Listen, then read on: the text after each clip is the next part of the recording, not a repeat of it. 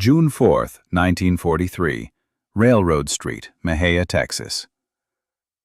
The pencil trembled slightly as Unteroffizier Vera Burkhardt wrote in his hidden diary, recording words that would have earned him solitary confinement if discovered by his own officers. The Americans must be lying to us. No nation could possess such abundance while fighting a war on two fronts. Through the train window, he had just witnessed something that contradicted 3 years of Nazi propaganda.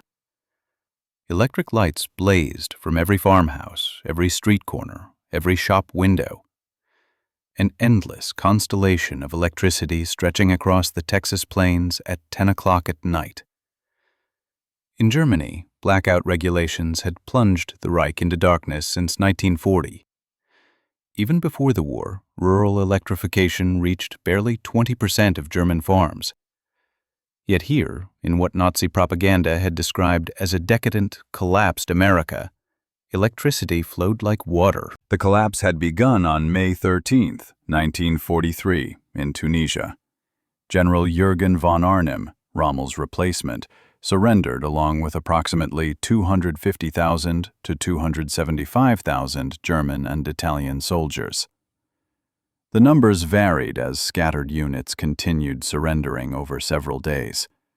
The Wehrmacht's most experienced desert fighters, men who had driven the British back to Egypt, who had earned the grudging respect of Montgomery himself, were suddenly prisoners. Among them was Headman Friedrich Radke, holder of the Iron Cross First Class, a veteran of the France campaign, wounded twice in North Africa.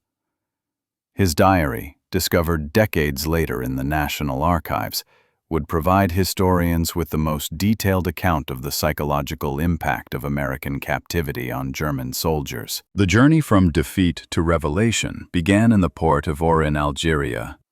As Radke and 30,000 other POWs waited in makeshift camps for transport ships, American efficiency was already beginning to crack their preconceptions. The U.S. Army processed thousands of prisoners daily with an organizational precision that exceeded anything the Wehrmacht had achieved even at the height of its power. Identity cards were photographed and filed. Medical examinations were completed, inoculations administered, and Geneva Convention rights were explained in fluent German by American officers who had been trained specifically for this moment. They were treated not as subhuman enemies, but as military professionals, subject to the rules of war. It was bewildering. But the first real shock came with the food. Obergefreiter Hans Müller, captured with the 21st Panzer Division, wrote to his mother 8 months later. In the cage at Oran, while we waited for ships, the Americans fed us better than we had eaten in 6 months of desert warfare. White bread, real coffee, meat twice a day.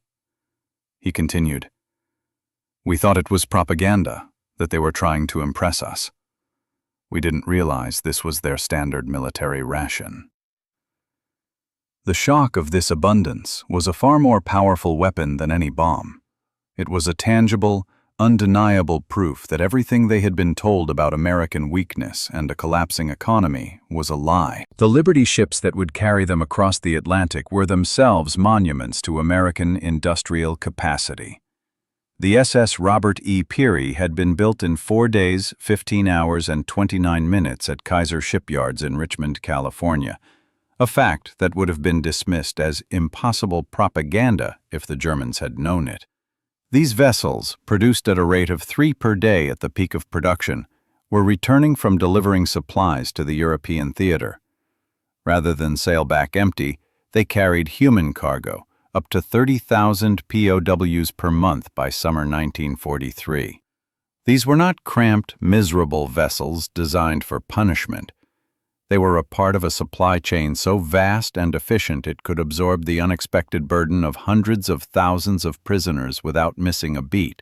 The prisoners were boarding not just a ship, but a floating classroom in American power. The 2-week Atlantic crossing in July 1943 provided the second phase of psychological demolition. It was a journey of observation, of quiet conversation, and of the slow, painful erosion of a deeply held belief system. For 2 weeks, they ate full meals, slept in bunks, and watched as the American sailors around them operated with an almost casual confidence that came from a seemingly limitless supply chain. The prisoners had been taught that their enemy was a mongrel nation, undisciplined and weak. Instead, they saw a nation so strong it could treat its enemies with dignity and feed them with a bounty that bordered on offensive. It was this context that brought Unoffizier Burkhardt to the train window in Texas. He and his fellow prisoners had been transferred from the ships and formed into columns for the march to the waiting trains. He had expected to be crammed into boxcars, just as they would have done in Germany. He had expected the kind of transport reserved for cattle. But as he saw the train pulling up, he felt a new kind of dread, the kind that came from the shattering of a core belief. The trains were not cattle cars, not freight wagons, but cushioned Pullman coaches with dining services and sleeping berths. The entire population of Mexia had turned out to witness their arrival. What none of them knew was that this moment would trigger the most profound psychological transformation in modern history. A systematic demolition of Nazi ideology through the sheer display of American industrial capacity. The mathematics of Allied victory were being written not in battle plans, but in production statistics that would soon shatter every assumption these soldiers carried about their enemies, their homeland, and their cause. The journey had been difficult, the surrender humiliating. But the true re-education was only just beginning. The 2-week Atlantic crossing in July 1943 provided the second phase of psychological demolition. The journey in the holds of the Liberty ships was uneventful, but it was anything but peaceful for the minds of the men below deck. It was a slow, agonizing unraveling of everything they believed to be true about their enemies, about power, and about scarcity. Feldwebel Kurt Zimmermann of the 90th Light Division kept a detailed account that survived in letters to his family after repatriation. The ship's crew, he noted, disposed of more food waste each day than his entire company had received in weekly rations during the final months in Africa. The American sailors threw away half-eaten steaks, whole loaves of bread, gallons of milk that had sat too long. Zimmermann wrote, "They did this openly, without thought, not to mock us, but because to them this waste meant nothing. Their supply was limitless. This casual abundance was a profound shock. The prisoners had been fighting a war of attrition in the desert, surviving on scraps and rationed water.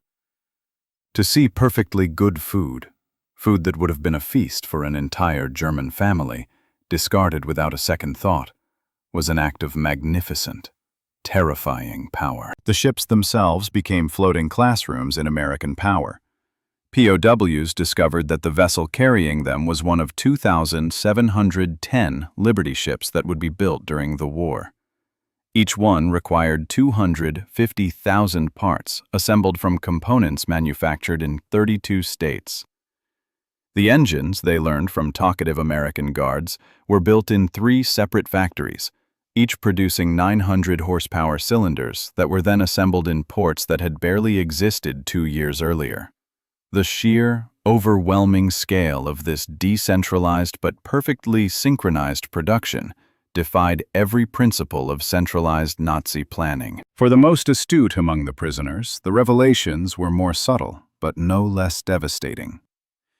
Lieutenant Colonel Wilhelm von Stobern, whose aristocratic Prussian family had served in every German war since Frederick the Great, would later write in his memoirs, "As our ship approached the American coast, I watched the radar antenna rotating above the bridge. This technology, which we believed only we and perhaps the British possessed in limited quantities, was standard equipment on a cargo vessel." He continued, "It was then I first suspected that Germany had already lost the war." The sight of such advanced, specialized technology on a mass-produced cargo hauler spoke volumes about a nation's hidden, unadvertised might. August 2nd, 1943, Norfolk Naval Base, Virginia. The first sight of America shattered the last remnants of Nazi propaganda about American industrial weakness. The Norfolk base sprawled across 4,300 acres, its docks stretching for miles, its cranes loading and unloading dozens of ships simultaneously. In a single day, this one port handled more tonnage than the entire German port of Hamburg managed in a week. Gefreiter Johann Weber, a factory worker from the Ruhr before his conscription, counted 47 cargo ships in various stages of loading or unloading. Each crane, he noted in his secret diary, lifted loads that would have required a dozen men and horses in Germany. They moved with electric power, smoothly, continuously, without the coal smoke that choked our industrial cities. The effortless scale of it all was incomprehensible. The prisoners were formed into columns for the march to the waiting trains. Along the route they passed parking lots filled with civilian automobiles, hundreds of them, belonging to the dock workers. In Germany, private automobile ownership remained a privilege of the wealthy and the party elite. The Volkswagen, promised to the German people since 1934, remained a propaganda dream, with fewer than 1,000 ever delivered to civilians. Here, ordinary laborers drove to work in their own cars. But nothing prepared them for the trains themselves. Not boxcars, not the 40 and 8 wagons, 40 men or 8 horses that had carried German troops across Europe, but full passenger coaches, Pullman cars with padded seats that converted to sleeping berths, dining cars with white tablecloths and silver cutlery, observation cars with panoramic windows. Hedman Radke wrote, "We boarded like tourists, not prisoners." The American guard seemed almost embarrassed by the comfort. One sergeant apologized that the air conditioning wasn't working properly in their car. Air conditioning? In August? They had believed such luxury existed only in Hitler's personal train. The 3-day train journey from Norfolk to the camps of Texas and Oklahoma would prove more destructive to Nazi ideology than any military defeat. As the trains rolled through Virginia, the prisoners pressed their faces against windows, witnessing an America that couldn't exist according to everything they had been told. Every small town blazed with illumination. Martinsville, Danville, Greensboro, communities that in Germany would have been lucky to have a single electric street lamp displayed illuminated shop windows, electric signs, houses with lights burning in multiple rooms. The trains passed factories running night shifts, their windows glowing, parking lots full even at midnight. The true revelation had not come on the battlefield, but in the heartland of the enemy. The 3-day train journey from Norfolk to the camps of Texas and Oklahoma would prove more destructive to Nazi ideology than any military defeat. As the trains rolled through Virginia, the prisoners pressed their faces against the windows, witnessing an America that couldn't exist according to everything they had been told. Every small town blazed with illumination. Martinsville, Danville, Greensboro, communities that in Germany would have been lucky to have a single electric street lamp, displayed illuminated shop windows, electric signs, houses with lights burning in multiple rooms. The trains passed factories running night shifts, their windows glowing, parking lots full even at midnight. Obergefreiter Mehr, whose father was a Nazi Party block leader in Hamburg, wrote in a letter discovered in 1987, "We passed through dozens of cities that first night. Every one had more electricity than all of Hamburg." He continued, "The guards told us this was normal, that every American town had electricity since the 1920s. I called him a liar. He just shrugged and said we would see." This shrug was a more effective form of propaganda than any speech. It was the simple, undeniable truth of a nation so abundant it took its wealth for granted. In Roanoke, Virginia, the train stopped for water and coal. The prisoners watched as American railway workers performed in 30 minutes what would have taken 2 hours in Germany. Automated coal loaders, electric water pumps, mechanized lubrication systems. Every aspect of the operation demonstrated technological superiority. More disturbing still was the casual wealth of the workers themselves. They wore leather boots that would have cost a German laborer 2 months' wages. They drank Coca-Cola from glass bottles and threw the empties into bins without thought. They smoked cigarettes continuously, stubbing them out half-finished.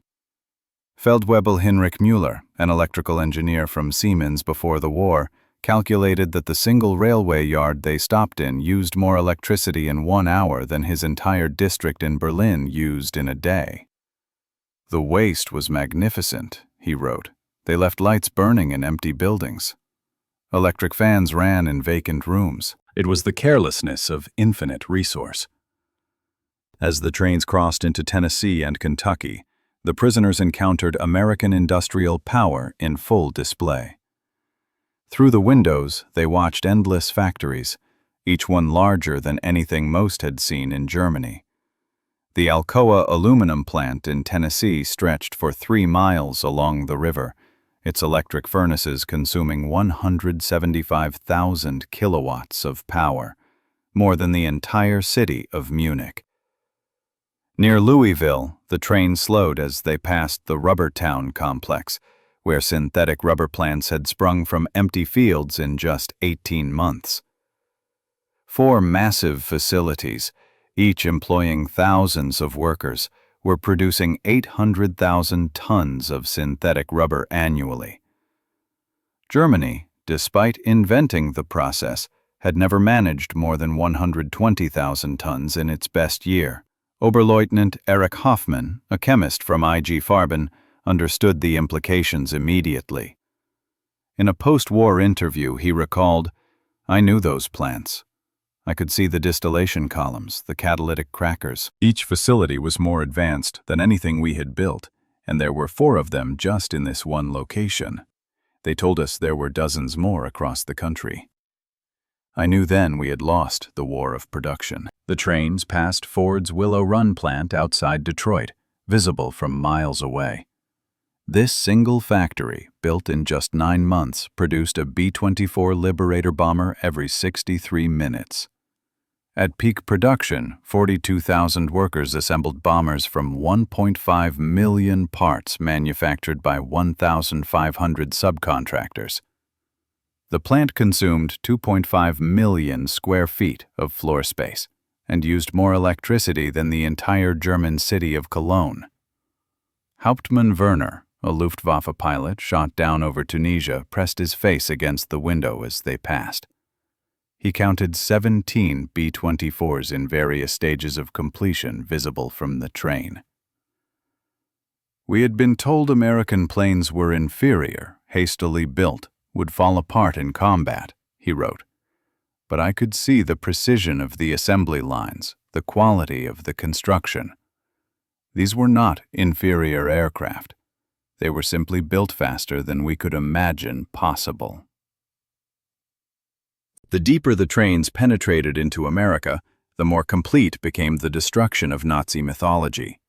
In St. Louis, they crossed the Mississippi River on the Eads Bridge, while below them, barges carried more grain than the entire German harvest of 1942. The prisoners could see grain elevators stretching along both banks, each one holding enough wheat to feed a German city for months.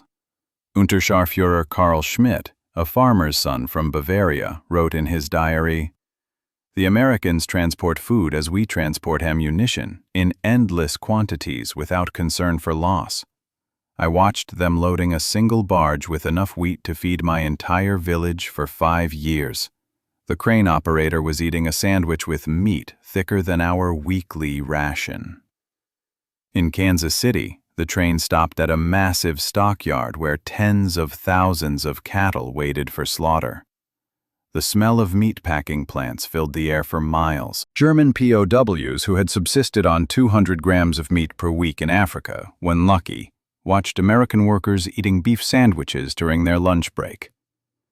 "They ate meat like we ate bread," wrote Gefreiter Paul Fischer.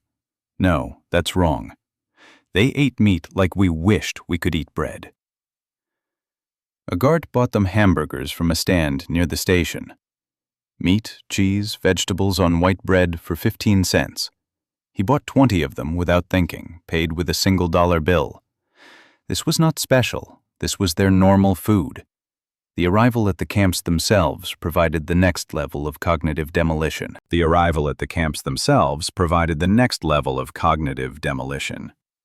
Camp Hearn, Texas, built in just 4 months, housed between 3,000 and 4,800 prisoners in conditions that exceeded what most had known as civilians. Wooden barracks with electric lights, flush toilets, hot showers, and steam heat. Each building was constructed with more lumber than entire German villages possessed, a physical embodiment of a nation's ability to create on a scale that defied comprehension. The shock was not just the comfort, but the speed and ease with which it was built for them, the enemy. The camp hospital astounded the medical personnel among the prisoners. Oberstleutnant Dr. Friedrich Bauer, chief surgeon of the 164th Light Division, found himself in a facility better equipped than most German civilian hospitals. X-ray machines, surgical equipment, pharmaceutical supplies that had been unavailable in Germany since 1941. All standard provision for enemy prisoners. They had penicillin, Dr. Bauer would later testify. This miracle drug that we had only heard rumors about.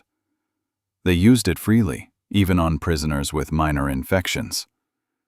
The doctor's voice held a mix of awe and moral horror. German soldiers were dying for want of basic sulfa drugs, and the Americans were giving us their most advanced medicine without hesitation. This was not just a show of wealth. It was a demonstration of a moral superiority that the Nazis had always claimed for themselves. The camp kitchen became another classroom in American prosperity. Prisoners assigned to cooking duties discovered walk-in refrigerators, electric mixers, automated dishwashers, and gas ranges that could prepare meals for 5,000 men. The daily ration included fresh milk, eggs, meat, vegetables, and white bread, quantities that German civilians hadn't seen since 1939. Feldwebel Otto Krebs, a former hotel chef from Munich, wrote, "Today we threw away more food than my family has seen in 3 years. Not spoiled food, simply excess. The American regulations require we prepare 10% more than needed to ensure every prisoner receives full rations. The surplus is discarded." He continued, "I wept as I threw perfectly good bread into the garbage." The waste was no longer a theoretical concept from a ship's deck. It was a daily, visceral reality that broke their minds as much as their spirits. By winter 1943, the cumulative impact of these observations was producing what American intelligence officers called ideological collapse syndrome among the prisoners. The Special Projects Division, a secret re-education program run by the Provost Marshal General's office, documented increasing numbers of prisoners requesting access to American newspapers, books, and educational materials. Major Paul Noland, a member of the monitoring team, reported in December 1943, "The prisoners no longer argue when shown production statistics. They have seen too much.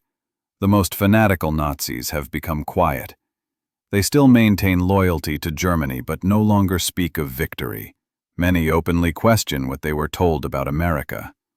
The camp newspapers, produced by prisoners themselves, began reflecting this transformation. Der Ruf, The Call, published at Fort Kearny, Rhode Island, gradually shifted from defiant nationalism to discussions of democracy, economic systems, and post-war reconstruction. The editors, carefully selected anti-Nazi prisoners, found their audience increasingly receptive. Lieutenant Hermann Goetz, captured with the 10th Panzer Division, wrote in a letter that passed American censors, "We were told America was a mongrel nation, weak, divided, controlled by Jews, incapable of military prowess. Every day I am here, I see the opposite. This is the most organized, unified, and powerful nation on earth. We were told fairy tales by criminals." The most devastating blow to Nazi ideology came from an unexpected source: the treatment of Italian prisoners after Italy's surrender in September 1943. Italian POWs who agreed to cooperate were formed into Italian service units, given better quarters, increased pay, and more freedom. German prisoners watched their former allies working alongside Americans, eating in American restaurants, some even dating American women. Hetman Friedrich Schultz wrote, "The Italians betrayed us, yet they are treated better than we treated them as allies. They work freely, earn money, send packages home. The Americans show them no hatred. This democracy we were taught to despise appears more honorable than our own system." This was a kindness shown to traitors, a level of magnanimity and confidence that the Nazi worldview simply could not process. And then came Christmas, 1943, which provided the most profound psychological impact. American organizations, churches, and civic groups sent 500,000 Christmas packages to German POWs, enemies who had been trying to kill American soldiers just months earlier. Each package contained cigarettes, candy, toiletries, and games. Local communities invited prisoners to Christmas dinners, though regulations prevented most from accepting. At Camp Herne, the local Methodist church choir performed Christmas carols in German for the prisoners. Women from Herne sent in homemade cookies and cakes. The Boy Scouts delivered handmade Christmas cards. This kindness toward enemies shattered the final remnants of Nazi racial theory. Oberleutnant Walter Müller, whose brother had died in the bombing of Hamburg, wrote, "They know we are their enemies. Many have sons and husbands fighting against our armies, yet they show us Christian charity, not propaganda, but genuine kindness." What kind of people treat enemies this way? Only those absolutely certain of victory and secure in their power. The Christmas feast itself defied comprehension. Turkey, ham, mashed potatoes, gravy, vegetables, pies, ice cream, quantities of food that Germany hadn't seen since before the First World War. The prisoners ate until they were sick, unable to comprehend such resources being lavished on enemies. "We ate like kings," wrote Feldwebel Hansa, "better than German generals eat, better than party leaders." And this was not special. The guards told us this was a normal American Christmas dinner, that every American family was eating the same meal. If they can feed prisoners this way, what must their own soldiers eat? The ideological collapse was now complete, and with the coming spring, the final, undeniable proof would come with labor. By September 1943, the labor shortage in American agriculture led to the employment of POWs in fields and factories across the country. This decision, driven by necessity, would prove more destructive to Nazi ideology than any propaganda program could have achieved. Groups of prisoners were trucked daily to work sites, traveling through the American heartland without blindfolds or restricted routes. They saw everything. The endless fields of corn and wheat, the factories running 3 shifts, the shops full of goods, the parking lots full of cars, the houses with refrigerators and radios. The America they had only glimpsed from a train window was now laid bare before them, an overwhelming, unceasing display of abundance. At a cotton gin outside Houston, Unterscharführer Herbert Lang watched a single machine process more cotton in 1 hour than his entire village could have handled in a month using traditional methods. The gin was powered by electricity from the Colorado River Authority, part of a rural electrification program that had brought power to 90% of Texas farms by 1943. The farmer who owned the gin was nobody special, Lang recorded. Not aristocracy, not a party member, just a farmer. Yet he had electricity, running water, a truck, a car, and a tractor. His workers, including the Negroes, ate lunch from boxes containing more food than German workers received in a week, and this was normal. Every farm we passed was the same. In Nebraska, prisoners worked in sugar beet fields, witnessing agricultural mechanization that defied comprehension. A single combine harvester, they learned, could do the work of 100 men. The fields stretched to the horizon, each one larger than entire German counties. The farmers spoke casually of yields that would have been fantasy in Germany. 60 bushels of wheat per acre compared to Germany's 30 on the best land. Gefreiter Wilhelm Hoffmann, working on a farm outside Scotts Bluff, wrote, "The farmer's son, a boy of 16, drove a tractor worth more than everything my father had earned in his lifetime." When he mentioned this, the boy laughed and said it wasn't even a particularly good tractor. His father was waiting for a new model from John Deere that would be even better. The most devastating revelations came to those prisoners who worked near or in American factories. While Geneva Convention rules prohibited direct war production work, POWs could work in industries that freed American workers for military production. This technicality allowed thousands of German prisoners to witness American industrial capacity firsthand. At a Campbell soup factory in New Jersey, prisoners watched production lines that processed more tomatoes in a single day than most German factories handled in a month. The facility operated with a skeleton crew of women and elderly men, as most young workers were in the military, yet production exceeded peacetime levels. Stabsfeldwebel Ernst Wagner, who had worked in a German food processing plant before the war, documented the experience. Everything was automated: electric conveyor belts, automatic filling machines, steam cookers that processed hundreds of cans simultaneously. He continued, one elderly woman monitored controls that managed what would have required 50 workers in Germany. She did this while listening to a radio and drinking coffee. Near Detroit, prisoners unloading coal at a power plant gained glimpses of the automotive industry's conversion to war production. The River Rouge complex, visible across the water, employed 100,000 workers producing jeeps, aircraft engines, and tanks. The plant consumed 1.5 million kilowatts of electricity daily, more than the entire city of Hamburg. "We could see the parking lots," wrote Obergefreiter Franz Kellner. "Thousands of cars belonging to workers." Workers. In Germany, even our officers rarely owned cars. Here, factory workers drove to work. The guard told them many workers owned 2 cars, one for work, one for family use. "We thought he was mocking us," Kellner admitted. Spring 1944 brought expanded prisoner labor programs as American production reached its peak. German POWs worked in canneries, mills, and fabrication plants, witnessing the full might of American industrial capacity. The numbers told a story that no propaganda could counter. At the Higgins Boat Factory in New Orleans, prisoners unloaded steel that would become landing craft for D-Day. They watched as workers assembled 700 boats per month, each one requiring 20,000 parts.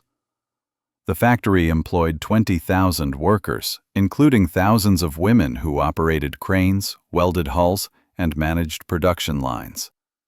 Stabsfeldwebel Kurt Zimmermann wrote, "Women doing men's work, Negroes operating complex machinery, teenagers running drilling equipment.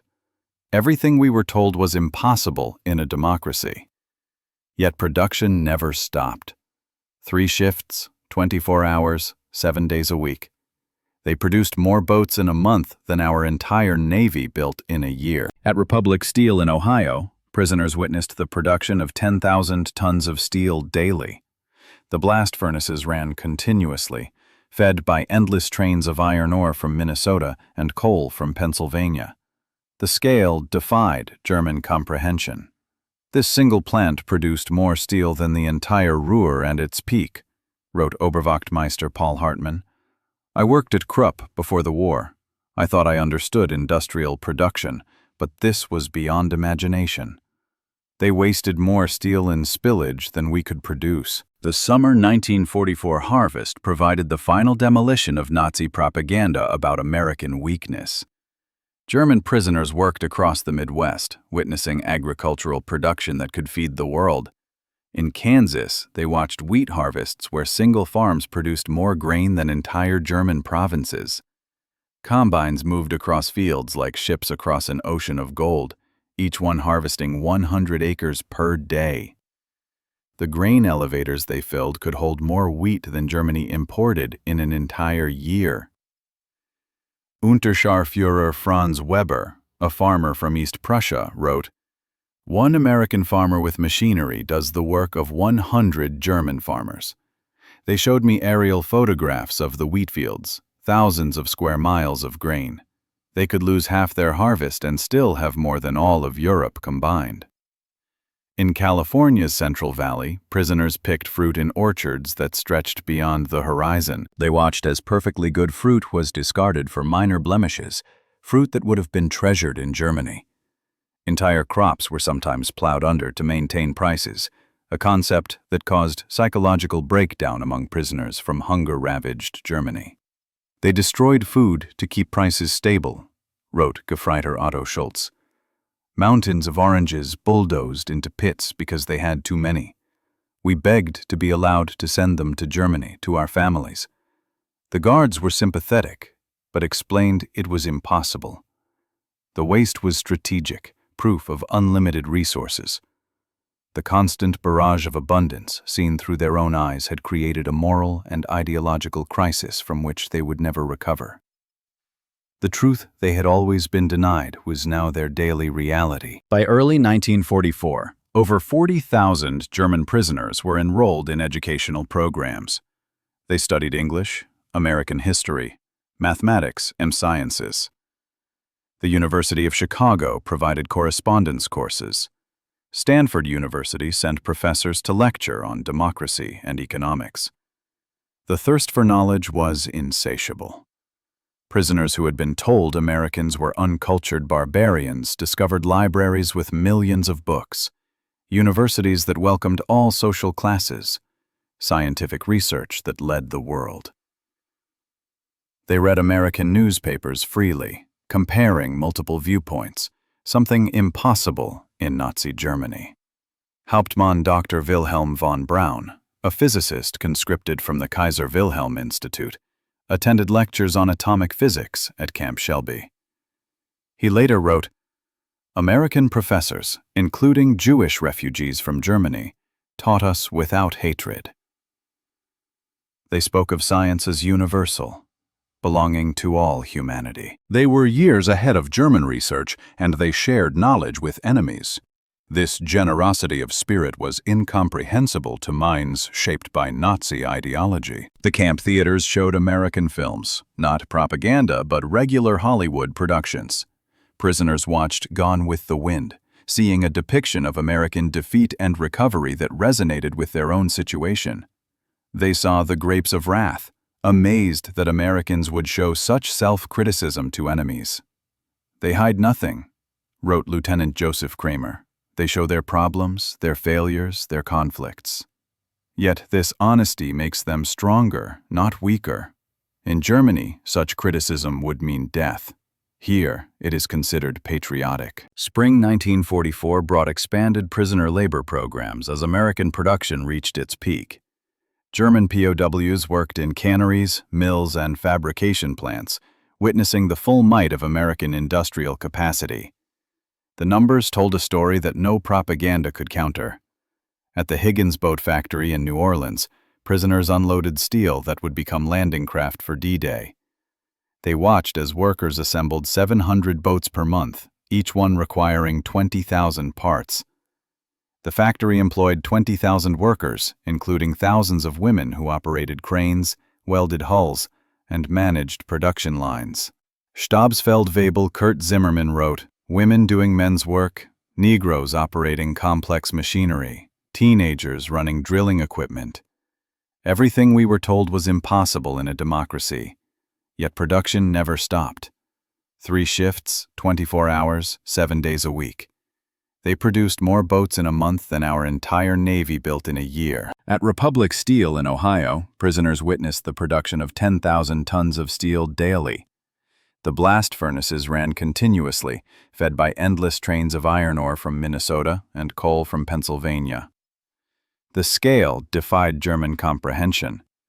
This single plant produced more steel than the entire Ruhr at its peak, wrote Oberwachtmeister Paul Hartmann. I worked at Krupp before the war. I thought I understood industrial production, but this was beyond imagination. The summer 1944 harvest provided the final demolition of Nazi propaganda about American weakness.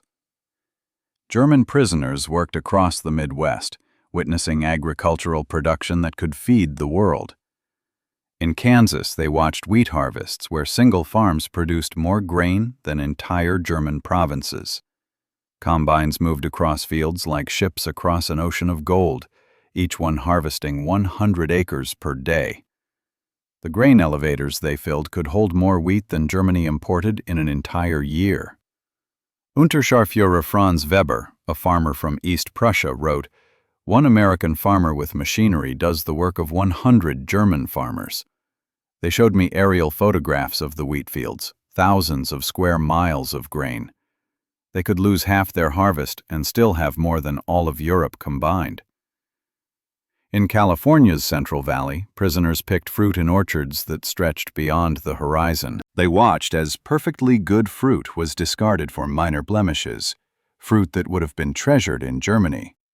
Entire crops were sometimes plowed under to maintain prices, a concept that caused psychological breakdown among prisoners from hunger-ravaged Germany. They destroyed food to keep prices stable, wrote Gefreiter Otto Schulz. Mountains of oranges bulldozed into pits because they had too many. We begged to be allowed to send them to Germany to our families. The guards were sympathetic but explained it was impossible. The waste was strategic, proof of unlimited resources. June 6, 1944. When news of the Normandy invasion reached the camps, German prisoners experienced their final ideological collapse.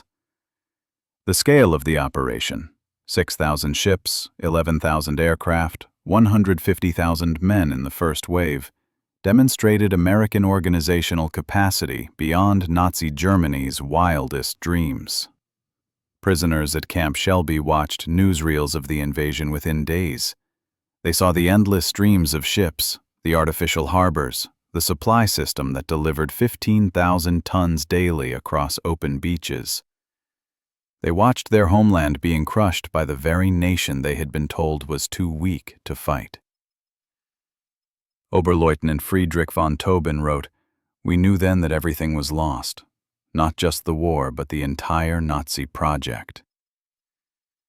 We had challenged the world's greatest industrial power with fairy tales and racial mythology. We sent horses against their trucks, rifles against their automatic weapons, courage against their unlimited resources." Throughout their captivity, German prisoners experienced something that challenged Nazi ideology more than any material wealth: American humanity. Despite propaganda depicting Americans as weak and sentimental, POWs discovered a people secure enough in their strength to show mercy. When Gefreiter Hans Miller's son died in the Hamburg bombing, the American camp commander personally delivered the Red Cross message and offered condolences. When Lieutenant Paul Fisher's wife wrote that she was struggling to feed their children, American church groups sent food packages to her in Germany. Enemy civilians in a nation America was actively bombing. They separated the German people from the Nazi regime, wrote Hedman Otto. They said they were fighting Hitler, not Germans. This distinction, which seemed like propaganda, proved genuine. They prepared us to rebuild Germany after the war, not to destroy it. The medical treatment particularly affected prisoners. German doctors worked alongside American medical staff, learning new techniques, using advanced equipment. Prisoners received operations that would have been available only to the elite in Germany. Mental health treatment, virtually unknown in the Wehrmacht, was provided to traumatized soldiers. Dr. Friedrich Bauer wrote, "They treated attempted suicides with counseling, not punishment. Prisoners with mental breakdowns received therapy, not beatings." This humanity toward enemies revealed a strength we never understood, the confidence of true power. By March 1945, the secret reeducation program had produced remarkable results. Over 25,000 prisoners had volunteered for democracy courses. The camp newspapers published articles about constitutional government, free markets, and civil rights. Discussion groups debated Germany's future after the war. The program's success exceeded all expectations. Prisoners who had arrived as fanatical Nazis were writing essays about democratic reconstruction. Officers who had sworn oaths to Hitler were planning how to implement American agricultural methods in post-war Germany. "We became missionaries for democracy," admitted Obergefreiter Hermann Göring, no relation to the Reich Marshal, in a 1975 interview. "Not through coercion or propaganda, but through observation. We saw it work. We saw ordinary people living better than German aristocracy. We wanted that for Germany." The transformation was so complete that American authorities worried about prisoners being too enthusiastic about American ways. Some requested to stay in America after the war. Others married American women they met through prison correspondence programs. Thousands would eventually immigrate to America in the 1950s. April 1945 brought the final revelation. As American forces liberated concentration camps in Germany, the footage was shown to German POWs. Many refused to believe it initially, claiming it was propaganda, but the evidence was overwhelming. Testimony from American soldiers, photographs, newsreels, and eventually letters from Germany confirming the horror. The psychological impact was devastating. Men who had maintained some pride in German honor despite military defeat now faced the complete moral collapse of their nation. Everything they had fought for was not just defeated, but evil. Headman Walter Schmidt wrote the most eloquent summary. "We thought we were warriors for a great cause. We discovered we were tools of criminals. We believed we were bringing civilization to inferior peoples. We found that we were the barbarians. The Americans we called weak and decadent showed us what civilization actually meant." As the war ended in May 1945, German POWs faced repatriation with mixed emotions. They had witnessed an America that had shattered every lie they had ever been told. They had been treated with dignity and respect, educated in a new way of thinking, and prepared for a different future. They returned not as defeated soldiers, but as unwilling witnesses to a new kind of power. A power based not on conquest or fear, but on abundance, freedom, and a humanity so profound it could turn enemies into allies. They were the first, most powerful missionaries of democracy, and they had been converted not by words, but by the overwhelming, undeniable truth of what they had seen with their own eyes.